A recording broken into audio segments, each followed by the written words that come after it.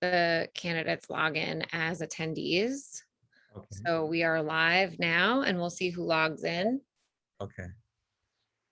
And then I'll just edit this.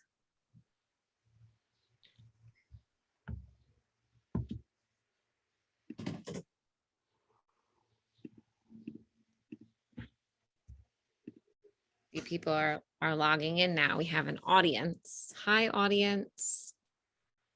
It's only me and you, Lynn, right now. We have a lot of nicks.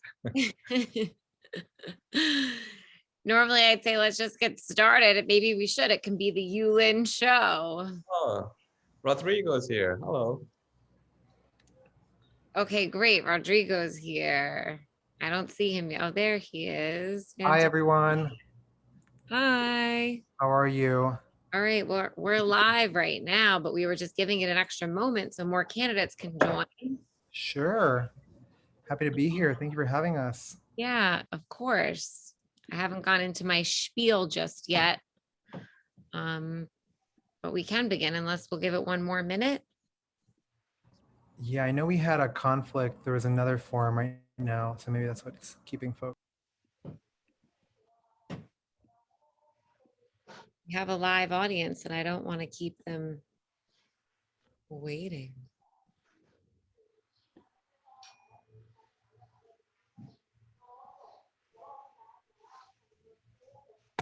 Thanks, live audience, for your patience as we corral the extra candidates to join us. Maybe some of them are having technical difficulties.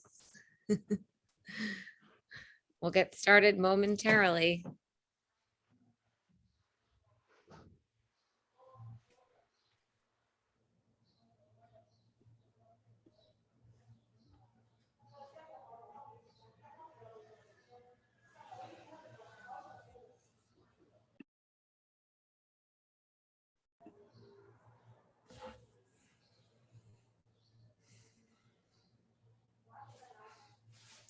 Let's see.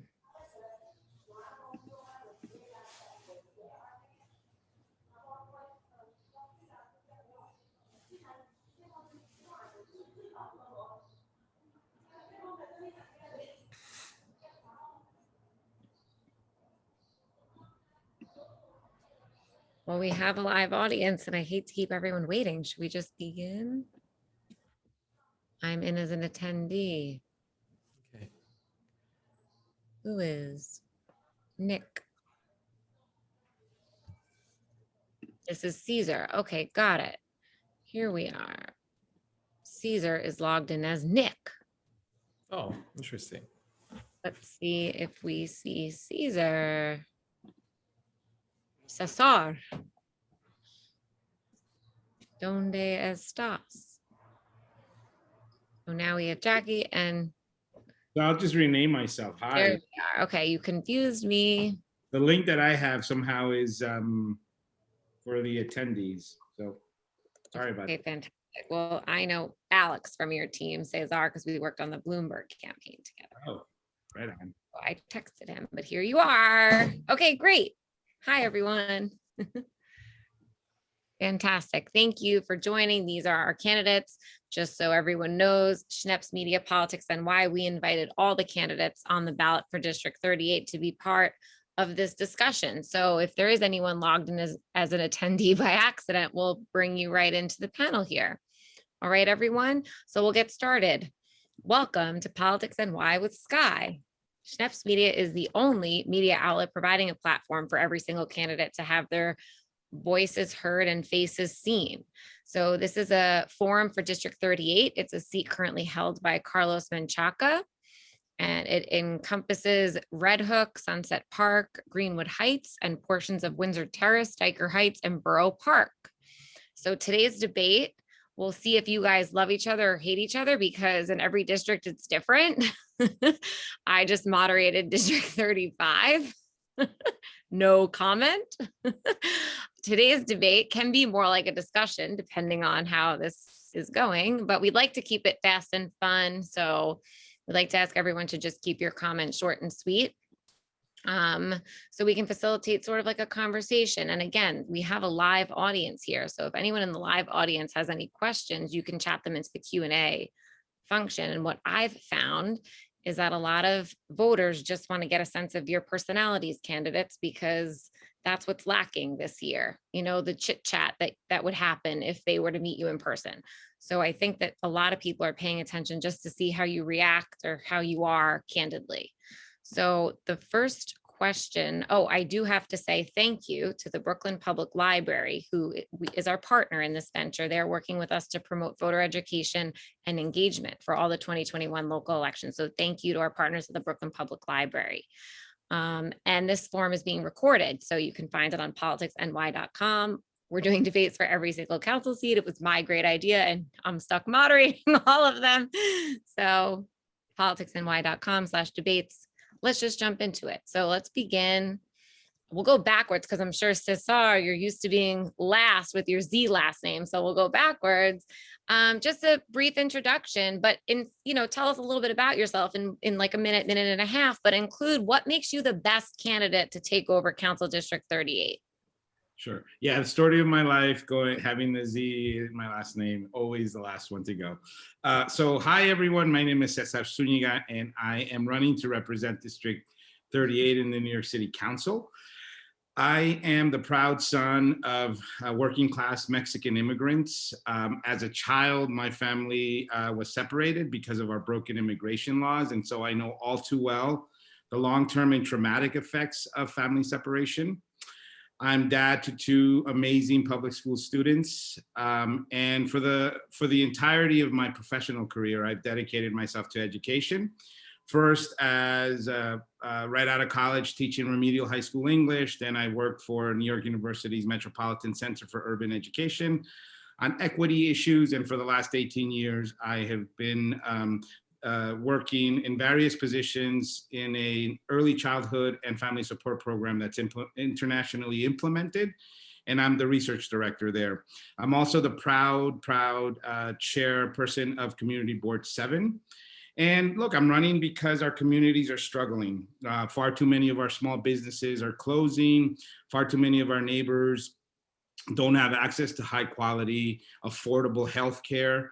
And our schools are continuing to be woefully underfunded and far from living up to the promise of providing all students with a just and equitable education. So I think now is the time to come together to allow for bold and creative ideas to take priority. And I think if we do that, we can meet all of our most pressing challenges. And insofar as your last question about why me, look, I have a record to point to as chairman. I've had the opportunity to serve this community. My record stands for itself. I feel very proud of what we've done on the community board, specifically opening up the space and really engaging not just the usual suspects, but really leaning into the idea that we need more civic engagement. That's what I'm going to bring to the city council. And, I think at a time where we're facing so many struggles, you need leadership that's been tested and that is strong. And that's what I bring to the table. Thank you. Okay, thank you. And I will acknowledge my co-host here, Steve with the tie. So we say PoliticsNY with Sky and Steve with the tie. So welcome, Steve. Hello, my apologies for being a few minutes late. It's okay. So now next is Jacqui Painter. Tell us a little bit about yourself and what makes you the best candidate for District 38. Yes, thank you so much, Sky and Stephen with the tie, for hosting this debate. It's great that you are offering this for every district. You're totally right about, missing that in-person feeling. My name is Jacqui Painter. I am a lifelong activist and community organizer. I'm founder and director of Red Hook Relief, our mutual aid organization here in Red Hook. And I am running for the council member of District 38, which is my home. It's where I grew up. For far too long, our district has been neglected by the city. And we are a working, strong waterfront community full of immigrants and activists and public housing residents and working families. And we really deserve to be given the same investment and resources as other parts of the city. In order to do this, we're going to need someone who is a strong fighter and who has always been a strong fighter on the front lines of issues that matter to our community. We need to, protect our waterfront, or else we're going to be underwater again very soon. We need to fix our housing because no one can afford to live anymore, much less buy a house, which was once the American dream. And, we need to keep protecting our immigrant neighbors who are facing deportations and legal battles and language access issues. For the most diverse city in the world, we have a long way to go with language access. So that is why I'm running. I believe I'm the best person for the job because I organize and I get it done. So thank you so much, Sky. And thank you, PoliticsNY. Thank you, Jacqui. Okay, you, Lynn. Hi, thank you, Sky. Thank you, Stephen, for organizing this event, for having us here. So my name is Yulin. I'm also running for City Council to represent District 38. The reason why I think I'm the best candidate is because, come on, the voting rate in District 38 is about 5%, which is a fact saying that people in District 38 are pretty disappointed from the politics. In the past, I was a part of the silent majority that didn't really, the 95% of the people who didn't vote and who didn't really care about politics as much. And for the most part, I think we are pretty disappointed in the establishment and the people who's been running the politics. There's not much that they have done year by year. There's a lot of saying, but then it was okay because we New Yorkers, especially Brooklynites, we are pretty good. We New Yorkers are great at taking care of themselves. But this year, we have come to a time that we really need a real and competent leadership from the city to help the people. We can't afford to have a politic that is only for a small percentage of the people. We need to have a leadership that is able to take care of all the needs, the ongoing need. And we just can't have the politicians who think they can use the experience from the past to take care of the current situation. The world now is definitely different. It's different from the world we lived 5 years ago. It's more different than the world we had 10 years ago, or even worse, 20 years ago. We need candidates we need council members, politicians who are energetic, who are young, who are capable, who are able to learn, who are able to adapt, who are able to get out and speak to the constituents, to every industry, to every field, talk to them and listen to their needs. I've been going out, speaking to restaurant owners, restaurant workers, asking what their needs are. I've been going out to homeless shelters, speaking to staff and officers there. Lynn, I don't want to cut you off, but let's wrap up because we'll get Okay. on to some questions. Yeah. Okay. So we really need to have a energetic and innovative, bold candidates, and last but not least, who are young enough to make long-term planning. In this COVID, we see the government is lacking planning. They have no infrastructure, no long-term planning, and eventually we found out that they have no planning at all. We cannot let this go on, and that's what I'm running. Politics is not a game. Thank you. Thank you. And I don't know where the noise is coming from, so I'm just gonna go like that. Okay. Rodrigo, Camarena. Excellent pronunciation, Sky. And thank you so much, PoliticsNY and Steve with the tie. It's so nice to be here and to be with your live audience. Thank you for your patience. My name is Rodrigo Camarena. I'm a lifelong immigrant advocate. I'm a parent and I'm an organizer who's been building working class and immigrant power in Brooklyn for the last 15 years. A little about me, like many of my neighbors, I'm a proud immigrant. My parents came here from Mexico and showed me the value of hard work. I, for many years, ran an immigrant rights organization right here in Sunset Park and currently lead a national immigrant advocacy network. I worked for the city of New York for many years and Bloomberg and de Blasio administration, helping small businesses recover after Superstorm Sandy. I'm also an organizer who proudly fought against the Industry City rezoning and who has been fighting against displacement in my community and around New York City for a number of years. And I'm running because we have a lot of challenges. We've been told we couldn't have development without displacement. We've been told we couldn't have security without policing. And we've been told we couldn't have prosperity without inequality. And I think those are false choices. I'm running because I think we can build permanently affordable housing and develop as a city. I think we can have a just recovery that invests in the most vulnerable and those that have been left behind historically and systematically by our city. And I'm running because I think we can invest in the caretakers, the educators, the healthcare workers, the essential workers that have been keeping us safe throughout the pandemic and who give us the real security in our communities. I'm the best for the job because I'm the only one that's actually worked in government. I worked for a number of years for the city of New York, doing really amazing work.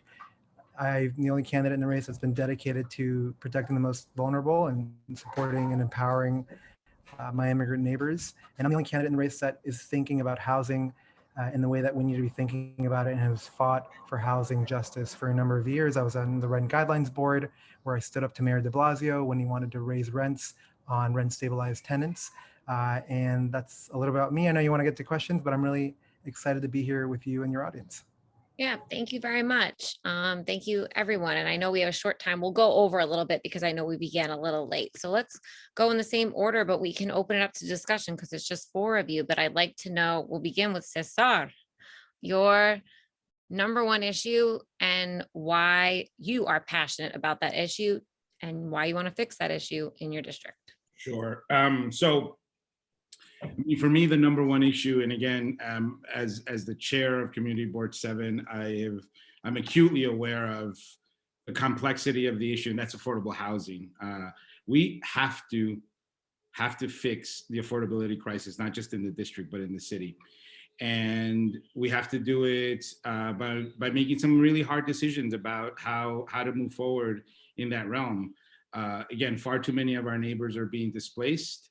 And I think we're being presented with sort of these magic bullet solutions. This is a very, very complicated issue, and it has and it intersects with a lot of the other issues that we're seeing in the city, the homelessness issue, our infrastructure issue. And so I'm really laser-like focused on when I get to city council to address that immediately on day 1. Mhm. And how do you fix it? And then people can chime into this affordable housing issue if it is the number 1 issue, right? So there's obviously, I think I want to circle back to something that Yulene said, which is very true. We need to plan better.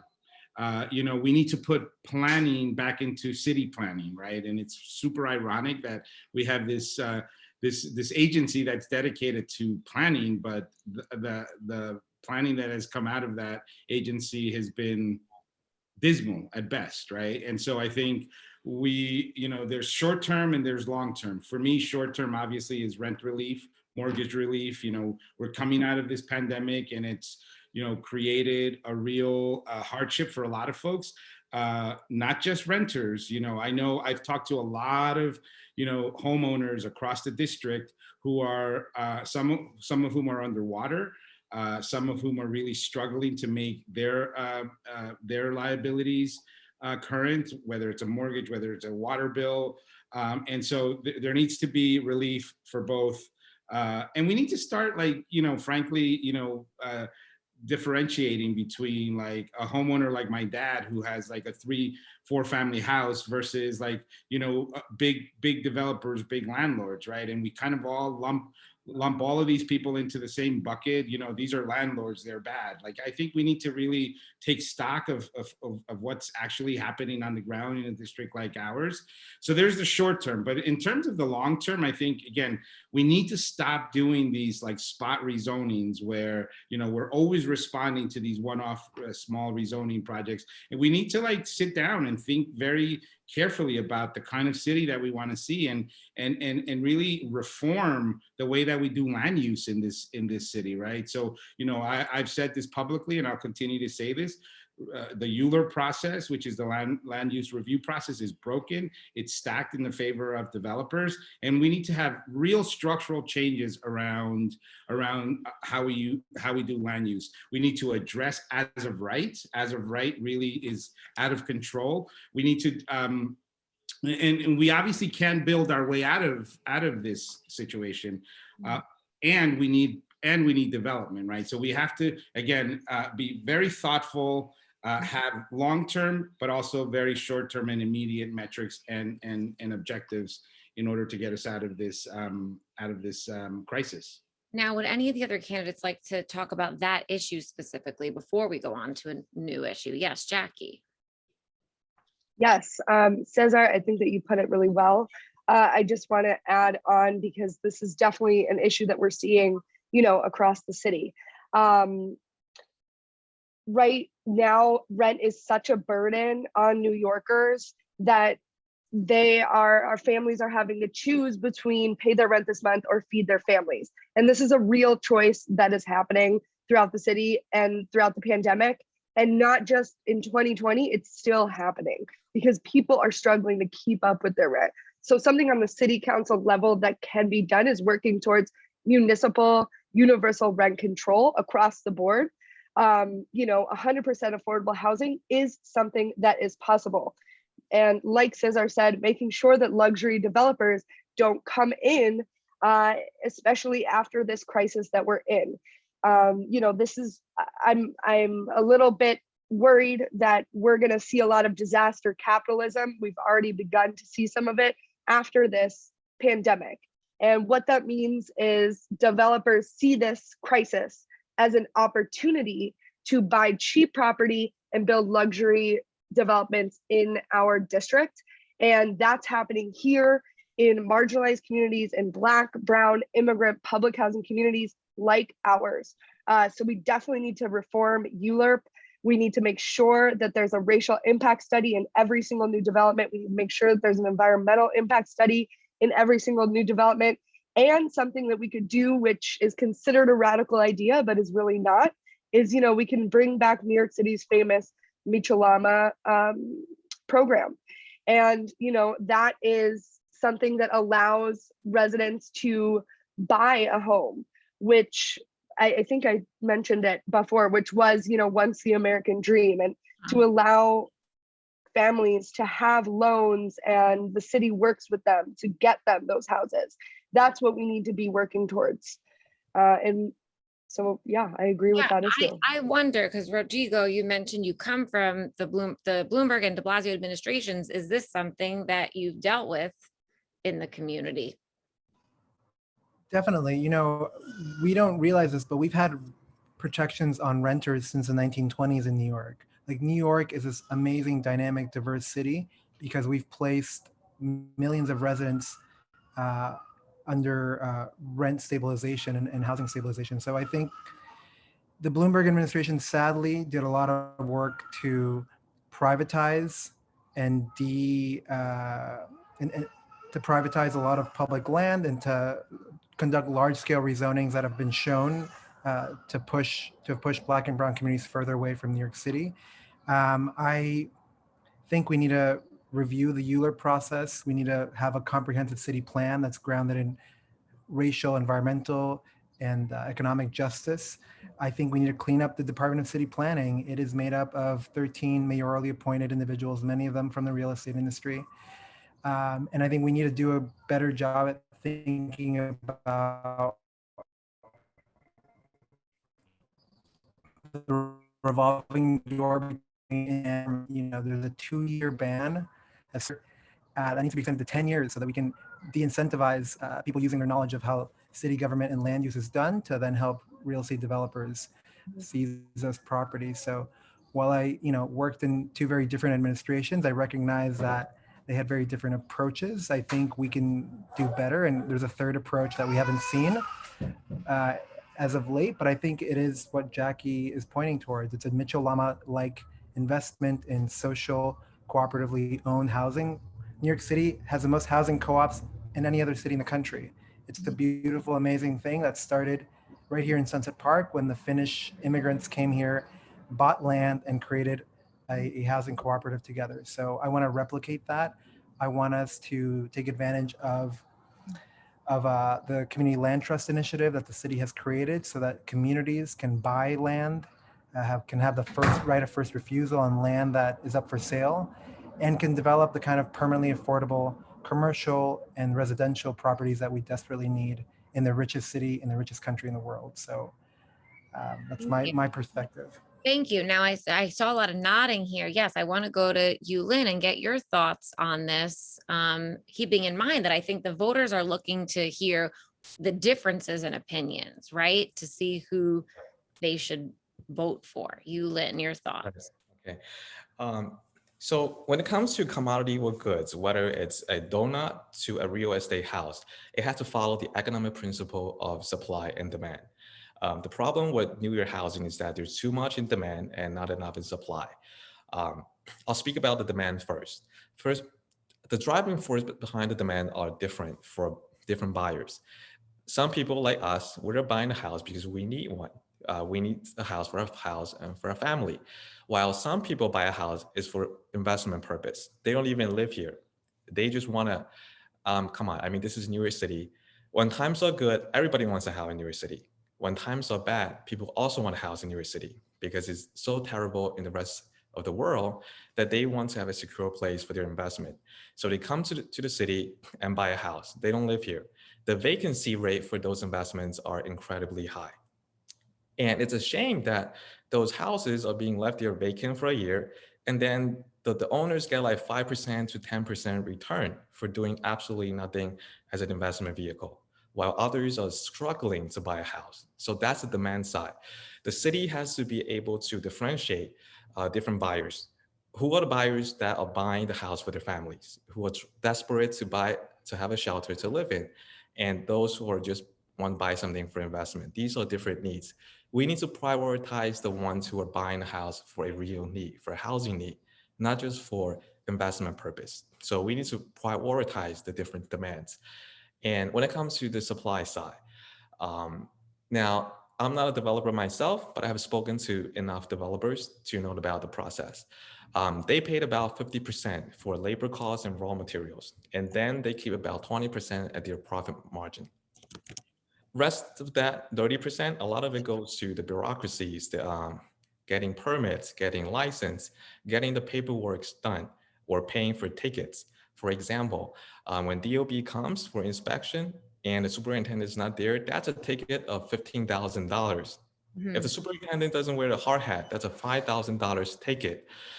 Now, that cost got passed on to the consumer after all. You might think the developers are evil for selling those houses so expensive, but a lot of those costs does not go and translate into his profit. It's the bill that they have to pay in the process of building the house. So as a city council, if I were to be elected, I will deal with these unreasonable regulations. Make sure that these regulations are effective and are not overburdening the developers, which eventually transfer to the consumer. So on that side, lowering the cost on the supply side, and also increase the supply pool by making the process easier for them to build more houses, and also differentiate the demands that New Yorkers who want to own a house can own a house. We have a higher priority to buy a house than, let's say, the rich people outside of the country want to come here and buy a house. So that would be my solution. Thank you.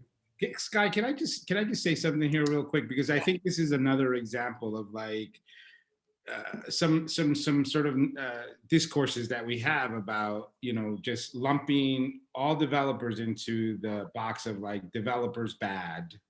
And I think Yuling is making a really good point, right? There are some, family-owned construction companies that are lumped into being developers, and they're building 2-3 story homes, 2, 3, 4 family homes, right? And I think again, we have to learn in government to like not use these blunt instruments to do policy. I think we need to really learn how to be more surgical about how we do public policy. Now, are there big greedy developers? Absolutely, 100%. Those are the folks who are benefiting from the current rules. And that's, again, why when we have these conversations about how to do these structural reforms, again, less use of blunt instruments and narratives that are like real headline grabbers, right? And more like hard conversations about how to be a little bit more surgical around how to do better public policy. Steve, did you want to say something? Yeah, I'm just curious. Can you go around and tell me whether you rent or own or maybe live in you all live in the district, and I'm curious who rent or owns or live with a family house. So, I yeah, rent. I can just, you rent? yes, by myself, no family house. So we used to own. We were displaced from our apartments that we owned because of a huge and unfortunate fire, and now we rent. And it's a real gut punch because, and I can't tell you again how personal this affordable housing crisis is, because as soon as we were in the market for renting, it became painfully clear that we needed to do You something. said your dad owns in the district? And my dad owns in New Jersey. Oh, I see. And next? Yeah. Um, So Yes. my father owns a house here in the district. He bought it about 20 years ago when the house was actually affordable. And right now we live together, 3 generations. My parents, me, and my children, we all live in this single unit house in Brooklyn. And again, I think it's very warm, and I hope more people can be able to live together like that in a district. Thank you. And Rodrigo. I rent. I've always rented, sadly. And yeah, I echo you, Lynn. It's really beautiful when you can have multi-generational families all under one roof. A lot of our neighbors, less and less these days, but I see that, and we want to maintain that. It's a really good thing for our communities. Can I borrow someone's family to live with? No, I mention it because I know the district has a lot of single and 2 and 3 family homes as well. So everybody talks about developer, but there's water bills going up, there's property taxes. You know, like in Sunset Park, the property taxes, I think, are higher than Park Slope. You know, and it's funny how people, you know, they speak about affordable housing. You know, it's good to address people that own in the district, that's all. So I was curious if any of you. So we began this affordable housing topic because the initial question was for each candidate to name a #1 issue. And that's how we got into this. And that was Cesar. I keep saying it wrong. I was saying Cesar. No, you're good. You're good. I love it. Yeah. Okay. Cesar. Okay. So Jacqui, did you want to pick a #1 issue for you? And then maybe we'll discuss it. I just wanted to just add something really quick to that discussion, because especially our district, we cannot talk about affordable housing without mentioning that our district has Brooklyn's largest New York City Housing Authority development, the Red Hook houses, which over 5,000 people currently live at. And this is the city's answer to affordability. And it's tenants in NYCHA are living in such unacceptable conditions. And the Red Hook houses are one of the oldest NYCHA developments in the entire city. And that comes with old infrastructure, old plumbing, old everything. These units are made cheaply. And like I said, they're old and they are crumbling. NYCHA in itself needs to be pushed to be fully funded. And that is something that on the city council level, the office can put pressure on using that leverage of the office for the state to do. You know, I believe that NYCHA is truly committing human rights abuses by allowing tenants to go for days without water outages and not telling them. You know, the mayor had a solution to affordability by letting developers develop with a certain percentage of affordability based on the area median income, the AMI. And we have seen, because Stephen, you just actually said, we've seen in all these new developments, the developer comes in and they're like, oh, no worries, guys. We have 30 units that are affordable. Those units are mostly and historically studios and 1-bedrooms. No working family in our district is going to move into a luxury studio or 1-bedroom because they will not fit, and it will be just as uncomfortable as NYCHA. So I just wanted to bring that up, that's a very important part of our housing in our district. Mm-hmm. Is there any other issue? Do we want to talk about a different issue, or? I mean, just to build on what Jacqui said and turn it to another issue so we can get to more issues. I think, you know, we've neglected so many parts of our city, and the government is responsible. That that was so visible during the pandemic. You know, it's no accident that the same communities that suffered the greatest losses in life were the ones that have lost hospitals in the last 25 years, or the ones that were most overcrowded. NYCHA, a third of shootings and killings in New York City over the last year have been in our public housing developments, and that's no accident. We've neglected, we've failed thousands of New Yorkers. So I think as we think about a just recovery and what a rebuilding looks like, for me, it's not about returning to how things were. It's about moving us forward and acknowledging our responsibility and our failure to meet the needs of so many people in our city who have sadly paid the highest consequences. So, you know, I'm an economist. I studied economic development. I have a master's degree in economics. I work for the city of New York. For me, tackling those structural inequities is going to be the priority of this next city council, and using a very limited city budget is going to be a big challenge. Luckily, my hope is that we get billions of dollars from federal aid to strengthen our city and strengthen our both social and physical infrastructure. But those investments need to be made very carefully and very wisely, and can't go to bridges to nowhere or to you know, pet projects that are, you know, like Hudson Yards. So I want to make sure that this, a city council member, and as my peers as well, that we take the responsibility of ushering in a just recovery and recognizing the historic racial, environmental, and economic injustices. Mhm. And am I coming through okay? Is the Yeah. connection okay? Yes. Great. Yes. You, Lynn, then, did you have an issue that you'd like to present here? Sure. Okay. Yeah, one sentence to summarize what we just said. Yeah, I think what Rodrigo said was really good. We need to move forward and take this as an opportunity to make things better, not just set things as it were. And my priority will be public safety. Everything ranging from walking, to be able to walk down the street and knowing that you're safe, you're secure, and also everything to bike lanes. Everything about safety.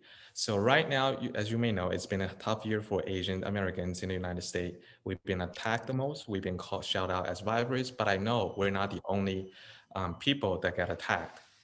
Even though we have more media coverage, but I know for a fact, a lot of Latinos in our district also suffered those attacks for no reason. Hate is a virus. It's infectious, and we need to contaminate it at stage one. And this is really not the time to cut budget on NYPD to hit on your morality. And right now, it's really hard for an officer to do anything, because knowing that A, they might be accused of over policing, B, the budget is now lower, and also that it's very hard for them to do anything. I mean, we do acknowledge that there is police brutality in the system, which needs to be taken care of, but this is not the right time to cut down police force. And also we need to, and if we are honest with ourselves, if we look at the attackers, a lot of attackers were ex-convicts, they were drug users, they were the people who cannot find a good job in the society. So if we look at this population, what can we do to prevent that? We do see a lot of young teenagers, in my opinion, they're in somewhat a trajectory of becoming those attackers in the future. And what can we do now in our education to stop that?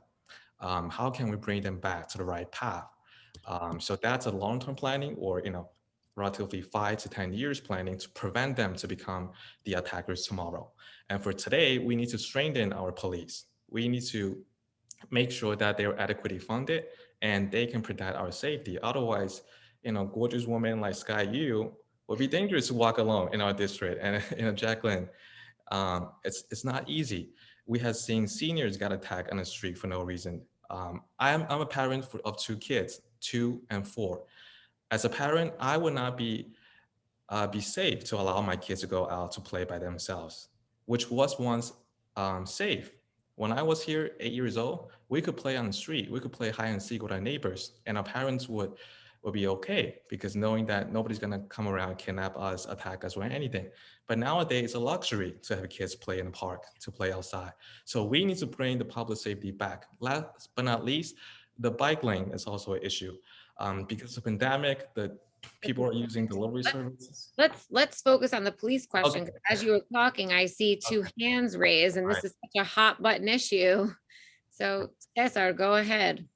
Yeah, so look, I've talked to a lot of neighbors and I've talked to a lot of constituents during the campaign, and public safety is a concern to a lot of people. And so you look, as someone who's been in this early childhood space for quite a long time, we have been advocates and professionals in that space have been advocating for investments in preventative services, much like what some of the advocates are now talking about when we talk about police reform. We've been saying this for a long time. Again, the science is very clear, and we're reckoning right now with like all of these questions about police reform, about racial and social justice. And for me, a lot of the answers lie in the early childhood space, where if we invest, and again, science is very clear on this, if we invest even a modest amount in those early years, 0 to 5, the return on that investment, on those investments are amazing, are huge. We're talking about science that proves that, you know, kids who have a healthy start to their lives in that 0 to 5 space go on to go to school more ready. They go on to graduate high school, go to college, get more involved in the workforce, less juvenile justice in interactions. And so I think, you know, what we need to be talking about is reforming the police in a way that invests in our communities, that focuses on the racism, the structural and the systemic racism that we know exists in police departments. Again, very personal to me. I've had guns from racist police in my face because they confused me for some other brown guy. So do we need to address those systemic and structural issues? Yes, but we need to invest in our communities. And let's hear from Jacqui. Thank you. So it is a proven fact that communities with the most resources are the safest communities. And I'm going to wholeheartedly disagree that with you, Len, that we do not need to cut the NYPD's budget. A bloated budget in the city council leaning on the side of the police means less money for our communities, means less money for essential services and essential programs. How do we know this? Because we saw it happen last year. I was on the ground last summer. I was the only one organizing and fighting for a decrease to the NYPD's budget to go back into essential services like SYEP, the Summer Youth Employment Program, which could very much help our youth, get them jobs. And we've seen this program work. It's an amazing program. It's in Red Hook, South Slope, and Sunset Park, every part of our district. And it's programs like these that we lost funding for. And you know, it's even more programs. It's more than just defunding the NYPD and putting that money into programs. It's also making sure that there aren't police officers in schools, because that allows for the school to prison pipeline. And you know, Rodrigo mentioned gun violence. Just this year alone, we have had gun violence in our community go up. And our youth don't have anything to do right now. Our youth don't have any community center to go to, don't have any mental health services to go to. But the city instead opens our bars, opens our restaurants, and doesn't prioritize these essential programs because they don't have money for it. And after school programs, the list goes on and on. We also need this to defund this money to disband racist and sexist and homophobic squads of the NYPD, like the Vice Squad. And we need to invest in more neighborhood safety models and anti-violence programs and employ our own people for these programs. So thank you. Rodrigo, where do you fall on this whole defund the police or any policing issue?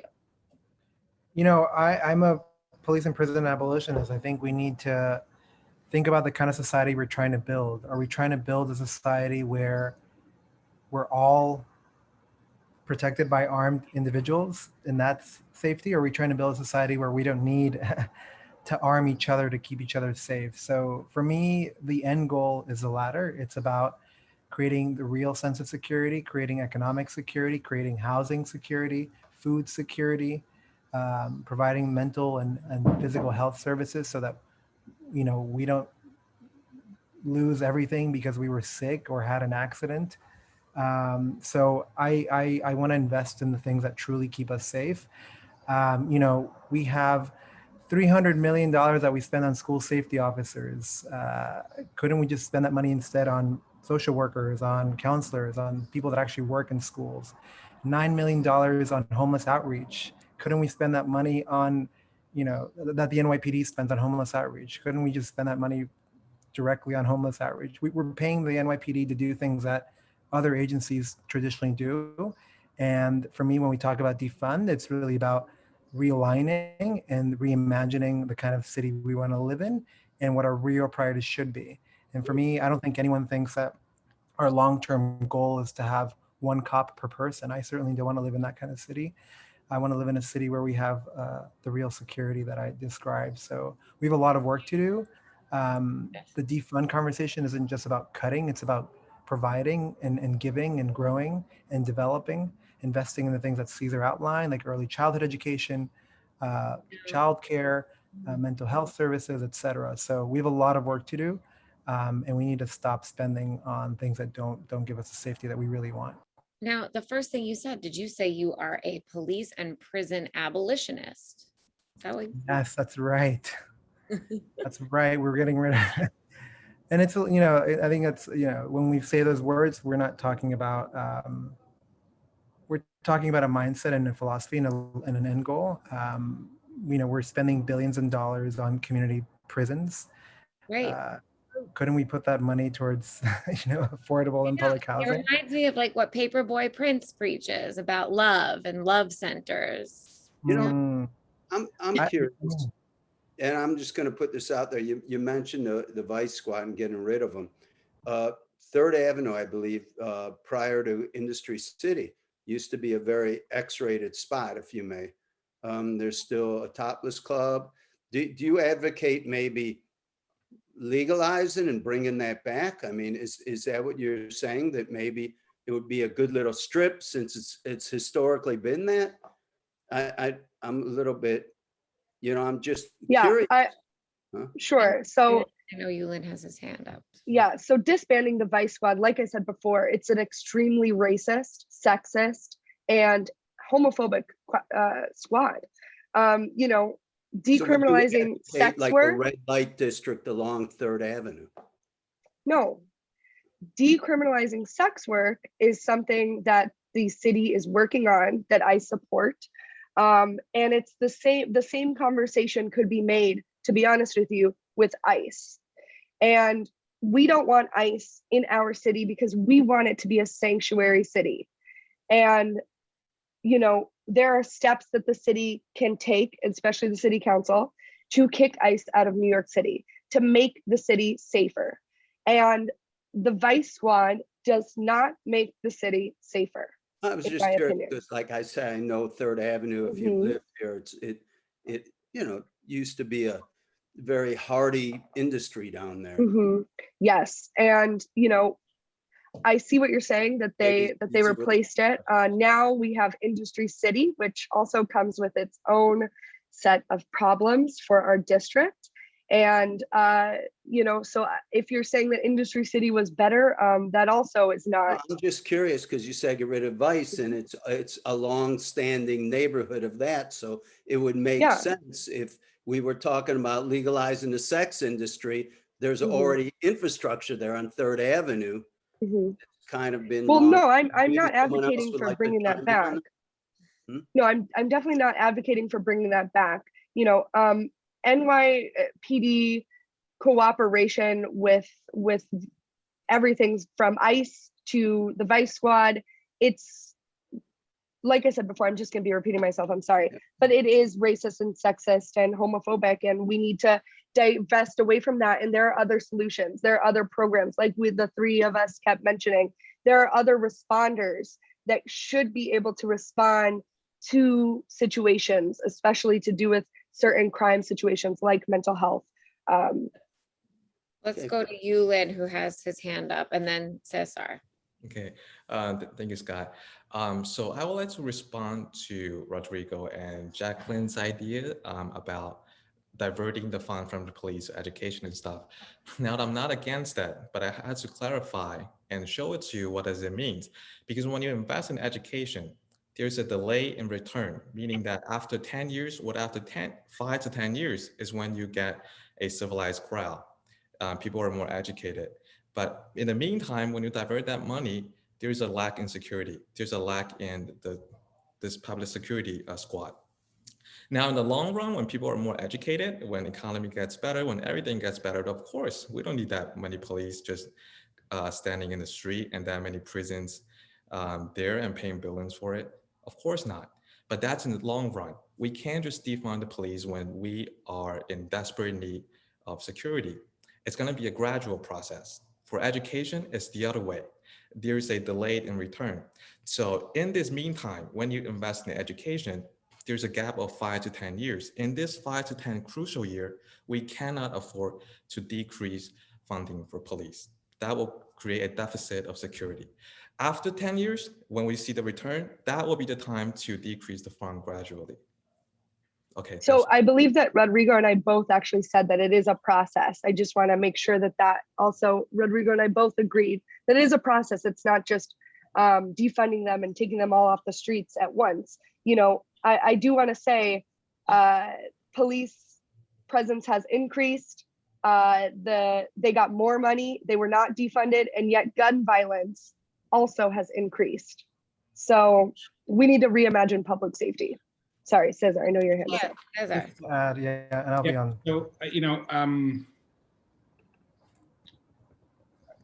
I know I sort of stand on, I stand with former President Obama on this issue, because I think we're all talking about the same thing in a way. I mean, there are folks who have other opinions about getting rid of the police, abolishing them altogether, and that's fine, that everyone's entitled to their opinion. But I think sometimes the slogans don't serve the community well, right? Because when people hear defund the police, abolish the police, their anxiety is heightened, especially communities of color, okay? And again, being a person of color, living in a context where drug dealers dealt drugs from my parents' stoop, when you ask my parents, when you just say, we should defund the police, their reaction is not, oh yeah, let's do that. That sounds crazy. So I think it's worth, again, making sure that we're operationalizing what we mean when we say things, right? And I think it's also worth mentioning that some folks who haven't grown up in places that are insecure have a lot easier time conceptualizing a world where maybe police don't play a role. But for folks, again, in this district, I've had some really very poignant conversations with people who believe that in the Red Hook houses across the Sunset Park part of the district, who are very concerned about these conversations, and they really need to understand what we're actually saying. So thank you. Listen, we're going to work towards wrapping up. There was a question that came in about the discretionary funding. That's what this question is about. It's a long question. I don't know if everyone can see the Q&A, but it says that each city council member has about $5 million to spend in their district. And the question is, what would you do with these funds as a council member? What would you do to revitalize the participatory budgeting process? And maybe we'll go through and each person can respond to that question about revitalizing the district as a form of a conclusion, if that makes sense. And let's begin with Rodrigo. Thank you so much. And yeah, I mean, just to echo what Jacqui was saying, what Cesar, I think, is saying, what we all believe. I think we believe in a process. We believe in moving towards security together. I don't think any of us want to live in an insecure environment in city. But when it comes to discretionary funding, it's a lot of money, and a lot of that money doesn't get distributed equitably. There's a study that shows that the majority of funds don't go to community organizations that look like the community itself. They go to other organizations. So I think we need to look at discretionary carefully. I'm in favor of participatory budgeting as a concept, especially for the capital budget. I want to look at discretionary and think about what we can fund that the city won't fund, and think about how we can incubate, innovative programming, innovative initiatives in our district that can then be the model for future, city council funding or mayoral funding. So it's an interesting question, Nick. That's a lot of money, and I think in principle we need to use it equitably and fairly. But I also think there's opportunities for us to use it creatively. Thank you. And you, Lynn, you want to chime in on this? Okay. So $5 million is actually, it's a pretty big number, but it's actually not a big number when you put it in the context of a district of more than 200,000 people. If you can distribute that, it's gonna make up like $25 each person to spend on, which is not a big number.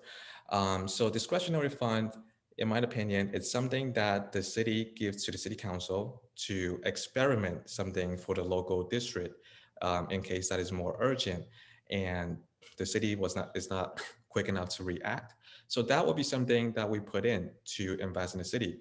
Let's say, in my case, I would advocate to put on cameras in the streets, in good intersections for schools, in places where accidents are very frequent, crimes are frequent, in parks and those areas. So the city can see with the result. Now, if that goes well, we can sponsor a more formal bills to implement it citywide. So discretionary fund, it's something that people should come up with innovative ideas, and we can try. We can afford for trial and errors. We can encourage more people to give us more innovative ideas. We can try it. If it works, we should implement it to citywide. If it doesn't work, it's actually not that much money. Speaking in the context of a city that has a budget of, close to $100 billion budget. Yeah. Jacqui, your thoughts? Yes, thank you so much for the question, Nick. Something extremely important to the budget is transparency, and participatory budgeting is something that has definitely tried to do that. I've always been a big supporter of participatory budgeting. I tried my best this year to organize as much as I could to get everyone to vote virtually, which proved to be very, very difficult. And the bones and the heart of our district is truly the community, and the community-based organizations that we have in our district really run the show. They know what's best for our community, and they know what each individual community needs, because we have a lot of very diverse communities in District 38, and some of the needs are the same. I want to implement different community councils on when I'm council member that represent these different parts of the community, that influence decisions and funding on a monthly basis directly with a line to my office. Something else is really that these community-based organizations throughout the pandemic, we've seen them keep our district alive. And being on the ground every day, like I was, distributing food and water and supplies to families, this is the job of the government. We keep forgetting that. We keep taking it for granted that our community members are taking care of us, our neighbors, our family. The government should have stepped in with food, with water, with anything we needed. And this is something that the council member's office can support. Thank you. And Cesar, your thoughts? Yeah, so Nick, thanks for the question. Look, I think another reason why I'm the best person for this job is because part of what I do professionally is build a accountability system as research and evaluation director. A big part of my job is to build capacity so that folks have accountability systems. And so that's something that I plan to bring to the city council, is more of a focus on building accountability, particularly not just for the entire city budget, but also for the discretionary budget. And one of the things that I feel very strongly about, and I'm gonna, just look back to what I did as community board chair. We got a little bit more money for a couple of years, and my focus, and I told all of my committee chairs that, I wanted their input, but I wanted to limit what we did with that money to make sure that we had more inclusion, that we had more transparency, that we had more community engagement. And that's what I think that's speaks to leadership, and that's the kind of leadership that I'm going to bring to the community board, or to the city council, where $5 million is a decent amount of money, and we will absolutely utilize it to increase engagement, to increase participation, to increase transparency and accountability. Thank you. Really quick, final question. Let's go around. Pick one word or one phrase that you want to leave voters with that represents you and your campaign. Go, Rodrigo. New York for all of us. Let's build it. Join us. Go to rodrigofornyc.com. Thank you. Jacqui. It's about actions, not words or slogans. You, Lynn. Oops, you're muted. Make a difference and leave a new impression for the city. And Cesar. Opportunity. We, despite what's happened over the last year with the pandemic, we have real opportunities to pivot the city in a different direction, and we should seize that opportunity. So opportunity. Great. Thank you so much to you, to the candidates. Good luck to you. Thanks for being part of Thank this you all. discussion. You all did a On great behalf job. of Schneps Media, Politics NY, I'm Sky. That's Steve with the tie. He's the editor-in-chief. And we're here to amplify your voice, really, as the only media platform that's providing an outlet to every single candidate. We want all of your voices heard, because our goal is your goal, to get everyone to come out and vote in June. So thank you so much. Take care. Good luck, and bye-bye. I Thank you all. Good to see you. Thank you. Thank you all.